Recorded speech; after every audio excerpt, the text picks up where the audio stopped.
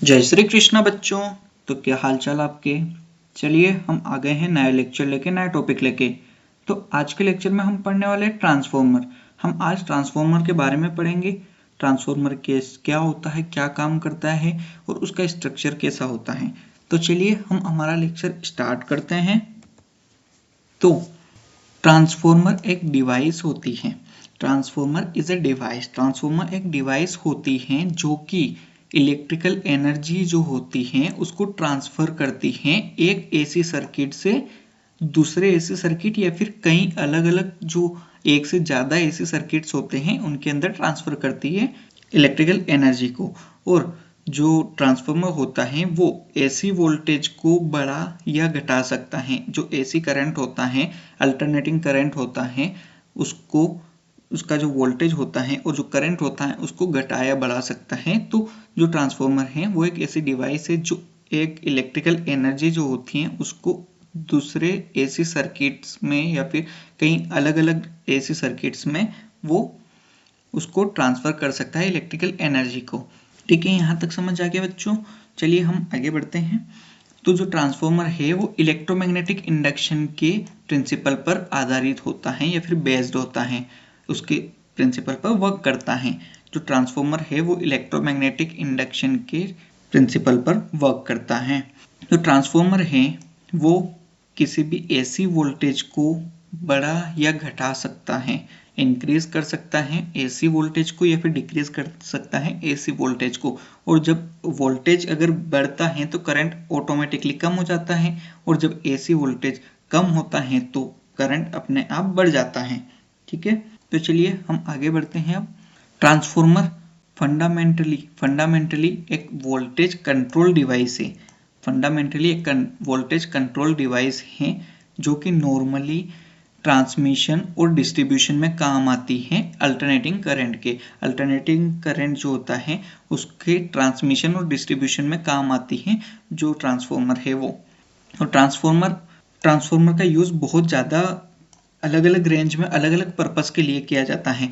जैसे कि अब मान लेते हैं जो वोल्टेज है उसको इंक्रीज करता है, ट्रांसफॉर्मर वोल्टेज इंक्रीज करता है, इलेक्ट्रिक वोल्टेज जो इंक्रीज करता है। और जो जनरेटर्स होते हैं उनमें वोल्टेज को इंक्रीज करता है, क्योंकि जो जनरेटर्स होते हैं या फिर जो हमारे बड़े बड़े ट्रांसफॉर्मर्स होते हैं उनका काम एक जगह से दूसरी जगह तक जो हमारा इलेक्ट्रिक एनर्जी है, हमारा करंट है और वोल्टेज है उसको भेजने का काम होता है। तो जो अगर लॉन्ग डिस्टेंस पे ट्रांसमिशन करना है उनको तो जो वोल्टेज है उसको बढ़ा दिया जाता है जिससे कि वो ज़्यादा जल्दी से ज़्यादा स्पीड से जा सके एक जगह से दूसरी जगह तक। तो पहले वोल्टेज हम देख लेते हैं। वोल्टेज क्या होता है? वोल्टेज जो होता है हमारा वो इलेक्ट्रोमोटिव फोर्स होता है। वोल्टेज हमारा एक इलेक्ट्रोमोटिव फोर्स होता है। ठीक है, जो वोल्टेज को आप इस तरीके से समझ लीजिए कि जो करंट रहता है, एक करंट के अंदर एक चार्ज रहता है, इलेक्ट्रिक चार्ज रहता है करंट के अंदर। तो जो इलेक्ट्रिक चार्ज है एक, उसकी एनर्जी कितनी होगी वो होता है वोल्टेज। ठीक है, इलेक्ट्रिक चार्ज की जो एनर्जी होती है उसको वोल्टेज बोला जाता है। सिंपली यही होता है। और जो करंट होता है वो simply rate of flow of charge होता है। एक जो चार्ज है वो कितनी रेट से वो आगे की तरफ बढ़ रहा है उसको करंट बोला जाता है। और जो वोल्टेज होता है, वोल्टेज किसी भी एक इलेक्ट्रिक चार्ज की जो यूनिट होती है, एक इलेक्ट्रिक चार्ज होता है उसकी जो एनर्जी होती है उसको बोला जाता है। ठीक है, तो अगर इलेक्ट्रिक चार्ज जो है उसका वोल्टेज अगर ज़्यादा रहेगा तो उसके अंदर एनर्जी ज़्यादा होगी। अगर ज़्यादा एनर्जी होगी तो वो ज़्यादा स्पीड से एक जगह से दूसरी जगह तक ट्रेवल कर सकता है। अगर इलेक्ट्रिक चार्ज के अंदर एनर्जी ज़्यादा होगी या फिर आप मान लीजिए इलेक्ट्रिसिटी के अंदर अगर एनर्जी ज़्यादा होगी तो वो एक जगह से दूसरी जगह तक ज़्यादा स्पीड से ट्रेवल कर सकता है। तो इसी वजह से अगर लॉन्ग डिस्टेंस ट्रांसमिशन अगर होता है इलेक्ट्रिसिटी का तो उसमें वोल्टेज को बढ़ा दिया जाता है। तो वहाँ पर जो ट्रांसफॉर्मर यूज होगा वो हमेशा जो वोल्टेज है उसको बढ़ा देगा। और जो हमारे पास लो वोल्टेज डिवाइसेस होती हैं जो कि हमारी बहुत कम वोल्टेज के ऊपर ही चलती हैं, उनको ज़्यादा वोल्टेज की ज़रूरत नहीं होती है, ज़्यादा एनर्जी की ज़रूरत नहीं होती है। जैसे हमारे घर में जो इलेक्ट्रिक डिवाइसेस होती हैं वो उनको ज़्यादा वोल्टेज की ज़रूरत नहीं होती है। तो वहाँ पर जो वोल्टेज है उसको कम कर दिया जाता है, कम वोल्टेज से ही आपको जो इलेक्ट्रिसिटी है वो प्रोवाइड करवा दी जाती है। तो इसी तरीके से ट्रांसफॉर्मर जो है वो अलग अलग जगह पे अलग अलग पर्पस के लिए यूज किया जाता है। जो ट्रांसफॉर्मर होता है उसका स्ट्रक्चर हम देख लेते हैं। अब जो ट्रांसफॉर्मर होता है उसमें दो सेपरेट सर्किट्स होते हैं, दो अलग अलग सर्किट्स होते हैं।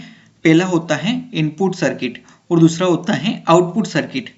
ठीक है, तो जो इनपुट सर्किट होता है वो इलेक्ट्रिक एनर्जी को रिसीव करता है, मतलब कि वो इलेक्ट्रिसिटी को रिसीव करता है। इनपुट सर्किट के अंदर इलेक्ट्रिसिटी बाहर से जाती है और इनपुट सर्किट के अंदर चली जाती है, तो उसको हमने बोल दिया प्राइमरी सर्किट, क्योंकि वो पहला सर्किट है इसलिए उसको प्राइमरी सर्किट बोल दिया गया। और जो आउटपुट सर्किट होता है उससे इलेक्ट्रिसिटी बाहर निकलती है, तो इसलिए उसको आउटपुट सर्किट बोला गया है। तो उसको हमने सेकेंडरी सर्किट बोल दिया, मतलब कि ये दूसरा वाला सर्किट हो गया। तो जो दोनों सर्किट्स होते हैं उनके अंदर दो कोइल्स होती हैं, वो होती है प्राइमरी कोइल और सेकेंडरी कोइल, क्योंकि प्राइमरी के अंदर प्राइमरी कोइल होगी, प्राइमरी सर्किट जो होगा उसके अंदर प्राइमरी कोइल, सेकेंडरी सर्किट के अंदर सेकेंडरी कोइल। तो जो सेकेंडरी कोइल है उसके अंदर एक इलेक्ट्रोमोटिव फोर्स इंड्यूस होता है, जिसकी वजह से वहां पर एक मैग्नेटिक फील्ड जो है वो जनरेट हो जाती है। और जो उसके आयरन का जो कोर है उसके जो टर्न से उसके जो आयरन की लैमिनेटेड कोर होती है उसके दो सभी साइड में जो हमारा कॉपर या फिर एल्यूमिनियम की जो कॉइल्स होती हैं, एल्यूमिनियम या फिर कॉपर के वायर होते हैं, वो लपेट दिए जाते हैं। तो वो जहां लपेट दिए जाते हैं उसकी वजह से वहां पर जो सेकेंडरी कोइल है उसके अंदर करंट इंड्यूस होता है। जो हाई वोल्टेज या फिर लो वोल्टेज जो भी चाहिए वो करंट इंड्यूस होता है। तो इसी वजह से जो मैग्नेटिक फील्ड जो बनी है वहां पे, उसी की वजह से जो प्राइमरी और सेकेंडरी सर्किट जो हैं वो मैग्नेटिकली कनेक्ट होते हैं एक दूसरे से। ठीक है, चलिए हम इमेज में देख लेते हैं कहाँ क्या होता है। तो देखिए ये होता है हमारा ट्रांसफॉर्मर, ये हम डायग्राम के थ्रू देख रहे हैं। अब ये ऐसा नहीं होता है, वो बहुत अलग तरीके से होता है, बट डायग्राम में समझने के लिए हमने डायग्राम लिया है, इसमें हम अच्छे से समझ सकते हैं कि क्या होता है। तो देखिए ये लेमिनेटेड कोर, जो आयरन की लेमिनेटेड कोर है ना, ये रही, ये एक प्लेट होती है, ये आयरन की लेमिनेटेड कोर होती है। ठीक है, अब इसके जो प्राइमरी साइड जो है ये है प्राइमरी कोइल, प्राइमरी साइड ये हो गई, प्राइमरी साइड में प्राइमरी कोइल है। तो यहाँ से जो करंट है वो अंदर जाता है। ठीक है, वो उसके अंदर जाता है, मतलब कि पे जो करंट है वो रिसीव करती है ये प्राइमरी कोइल। यहाँ से प्राइमरी कोइल ने करंट रिसीव किया तो यहाँ पर एक इलेक्ट्रोमैग्नेटिक फोर्स जो है वो जनरेट होगा, इलेक्ट्रोमोटिव फोर्स जो है वो दोनों साइड से जनरेट होगा। तो यहाँ पर जब होगा तो यहाँ पर एक मैग्नेटिकली फील्ड बन जाएगी, यहाँ पर एक मैग्नेटिक फील्ड बन जाएगी, जिसकी वजह से जो प्राइमरी कोइल है यहाँ से जो वोल्टेज होगा वो सेकेंडरी कोइल में ट्रांसफर होगा। तो जो ट्रांसफर होगा उसके बाद जो हमारी सेकेंडरी कोइल है उसके और प्राइमरी कोइल के जो राउंड्स हैं, ये प्राइमरी कोइल और सेकेंडरी कोइल हमारी कॉपर या फिर एल्यूमिनियम की बनी होती है, ये वायर्स होती हैं। प्राइमरी कोइल और सेकेंडरी कोइल वायर होती हैं, वायर जो लपेटे होते हैं उसको कोइल बोल दिया गया है। ये मैं आपको अगले इमेज में बता दूंगा कि कैसे कोइल होती है। तो ये जो कोइल होती है ये ऐसे वायर्स लपेट दिए जाते हैं। तो जो प्राइमरी कोइल है और सेकेंडरी कोइल में इसमें कितने टर्न्स हैं, प्राइमरी कोइल में कितने राउंड है, मतलब कि जो अपना कॉपर या फिर एल्यूमिनियम के जो वायर है उनके कितने टर्न्स हैं उसके ऊपर, और सेकेंडरी कोइल के अंदर भी कितने टर्न्स है उसके ऊपर डिपेंड करता है कि वहां पर वोल्टेज बढ़ेगा या कम होगा। ठीक है, ठीक, प्राइमरी कोइल में अगर टर्न्स है तो यहाँ पर वोल्टेज ज्यादा होगा, सेकेंडरी कोइल्स में अगर टर्न्स ज्यादा है तो वहां पर वोल्टेज ज्यादा हो जाएगा। ठीक है, चलिए हम आगे हमारी इमेज देख लेते हैं जिसमें आपको क्लियर समझ आ जाएगा कि कोइल्स कैसी होती हैं और ट्रांसफॉर्मर कैसा होता है। ये देखिए ये होता है हमारा ट्रांसफॉर्मर के अंदर से जो इमेज है वो देख लीजिए। ये मैं बोल रहा था प्राइमरी सर्किट ये हो गया, ठीक है, सेकेंडरी सर्किट ये हो गया हमारा। तो जो प्राइमरी सर्किट है, प्राइमरी सर्किट में जो करंट है वो रिसीव होता है, वो सेकेंडरी सर्किट में जाता है, और यहाँ से जो इसके अंदर देखिए यहाँ पर जो वायर लपेटे हुए हैं ये दिख रहे होंगे आपको, वायर्स लपेटे हुए दिख रहे होंगे, ये इसमें भी दिख रहे होंगे। तो इनमें जो वायर्स हैं वो लपेटे हुए हैं, तो इनके जितने राउंड्स हैं, कितनी बार लपेटे हुए हैं उसके ऊपर डिपेंड करता है कि वोल्टेज घटेगा या बढ़ेगा। अगर प्राइमरी साइड में यहाँ पर ये प्राइमरी साइड है, यहाँ पर अगर ज़्यादा हैं, अगर प्राइमरी साइड में जो टर्न से ज़्यादा टर्न्स लपेटे हुए हैं, ठीक है, ज़्यादा वायर लपेटा हुआ है, तो यहाँ पर वोल्टेज ज़्यादा होगा, और सेकेंडरी कोइल में अगर कम लपेटा हुआ है तो वहाँ पर जाकर वोल्टेज हमारा कम हो जाएगा, और जो आउटपुट रहेगा उसमें वोल्टेज हमेशा कम होगा। और अगर जो प्राइमरी कोइल है उसमें टर्न्स कम हैं और सेकेंडरी कोइल में ज़्यादा हैं, तो जो प्राइमरी कोइल से सेकेंडरी कोइल में जो आउटपुट जाएगा, आउटपुट जो बाहर आएगा, फिर उसमें जो सेकेंडरी कोइल से आएगा वो वोल्टेज हमेशा ज़्यादा से आएगा, ठीक है। तो यहाँ पर क्लियर हो गया कैसा रहता है हमारा ट्रांसफॉर्मर। और अगर कोई बोलता है कि हमने ट्रांसफॉर्मर नहीं देखा है, तो वो ये यहाँ देख लीजिए, इस तरीके का ट्रांसफॉर्मर होता है जो कि सभी ने देखा होगा। हमारे पास जो इलेक्ट्रिक खंबे वगैरह होते हैं वहाँ पर जो ट्रांसफॉर्मर है वो लगाया जाता है हर जगह पे, तो सभी ने देखा होगा ये चीज़ जो वहाँ पर लगी होती है, इसी को बोलते हैं ट्रांसफॉर्मर।